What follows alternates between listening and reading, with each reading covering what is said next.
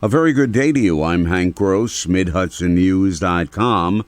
It's Wednesday, June 21st. The news today brought to you by the Galleria at Crystal Run. The body of a 34-year-old Orange County man was recovered from the Delaware River at Port Jervis just after noon on Tuesday. The victim was located by water operations teams that had been dispatched less than an hour earlier to assist police in searching for a missing man. The man had been at West End Beach with two friends early Monday evening. His clothes were found on the beach by the city public works staff. The friends also reported the victim as missing on Tuesday. None of the individuals involved reside in Port Jervis, but all live in Orange County, according to initial police reports. EMS, police, and firefighters from Port Jervis, Westfall, Matamoras, and Sparrowbush assisted in scouring the area around the beach and on the shore of the river. This allowed for a rapid search and recovery in the incident. A measure to prevent Holtec from discharging treated radioactive wastewater from the decommissioned Indian Point nuclear power plant is on its way to the governor's desk now that both houses of the legislature have approved it. The bill was sponsored in the state Senate by Pete Harcum and in the Assembly by Dana Rivenberg. Support for the ban comes from a coalition of bipartisan legislators, federal lawmakers, more than 30 municipalities, and environmental organizations. The Nuclear Regulatory Commission says it is a safe common practice to discharge radioactive wastewater into waterways, but regional officials say such a discharge would have both short and long-term effects on local real estate values and economic development. Units from both Pennsylvania and New York sides of the Delaware River responded to the Mid-Delaware Bridge Tuesday afternoon to assist in rescuing a worker from the top of an estimated 50 to 60 foot tall metal structure.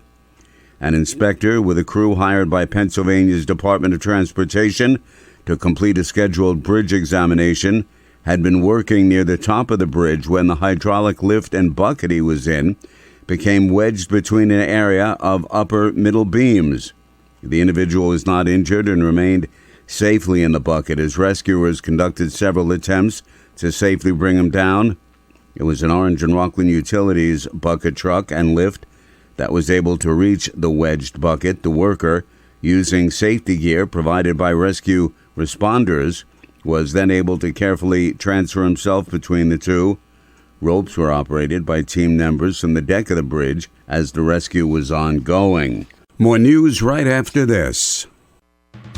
Find over 100 retailers allowing you to spend hours shopping safely at the Galleria at Crystal Run. Enjoy the big brands and the diverse selection of family-owned stores all in one location.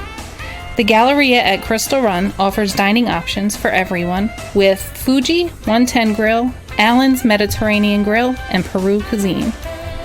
Discover the Mid-Hudson Valley's premier shopping, dining, and entertainment destination, the Galleria at Crystal Run.